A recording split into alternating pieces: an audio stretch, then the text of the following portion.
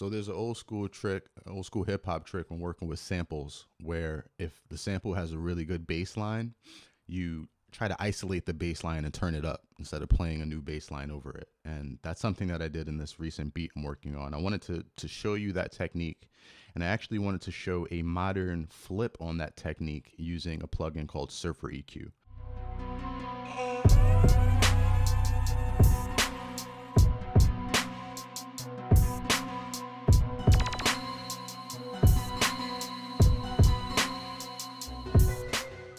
So this beat, it's a sample-based beat. I split up the sample into two parts. There's a bass portion of the sample and a high portion of the sample. We're mainly going to talk about the bass. Let's just hear what the track sounds like real quick so we know what we're playing with.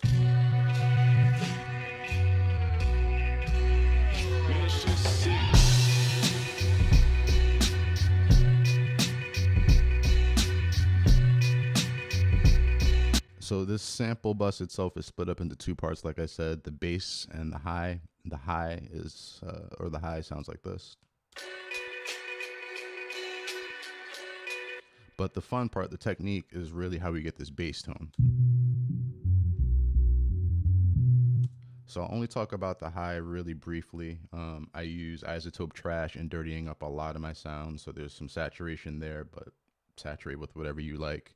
Effectrix is doing some stuff later on in the track, but the big detail here is a high pass filter being ran, or EQ, and I'm rolling off everything below around 400 or so I can leave that room for the bass. You know, I'm going to have this portion of things cover the highs, and I'm going to do the opposite on the bass channel.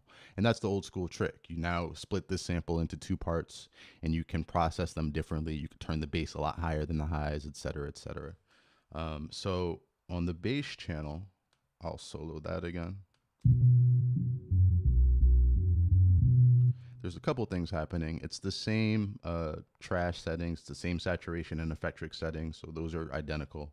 But I did some different things here. Let me bypass that.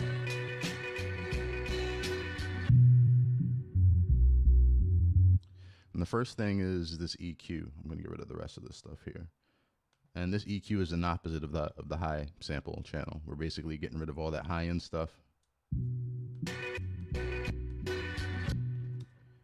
After that, I'm actually putting in a mono plugin, the utility mono. You can turn samples into mono or whatever. And that's because I want this to act as the bass, so I want it to sit dead center. You don't want your bass flopping left and right. You don't want it really wide in the stereo channel and unbalanced in the stereo channel. So once I've gotten rid of all the high stuff, I hit a mono switch and get this stuff centered. And this is Surfer EQ2 Boogie, which I think was a free version or a light version of the plugin. But it's like a lot of the new EQs that you're seeing.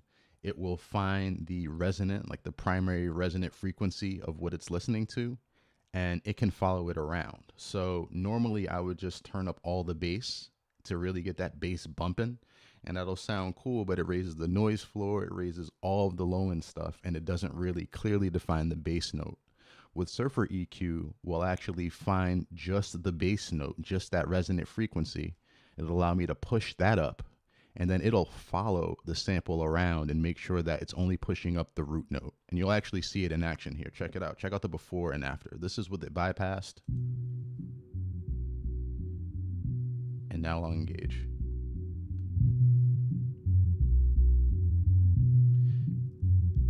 And you can see Surfer EQ chasing the bass note. It's actually registered here. You kind of get the point. You can point Surfer EQ to the low note and have it chase the low note and then just push those tones up. And rather than raising all of the low end in the sample, I'm just raising the bass. So let's hear that in full context of the sample bus, and then we'll introduce it to the rest of the track as well. So let's get rid of this before.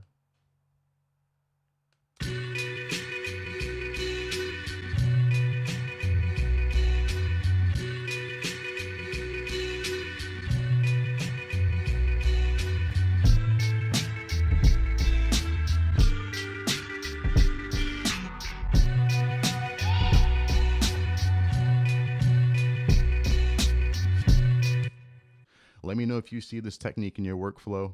If you like more stuff like this, please like the video, subscribe to the channel. The more I see you guys engaging with this kind of content, the more I know this is the kind of stuff you want to see. So that goes a long way. Much love. Peace. Man, this shit is sick.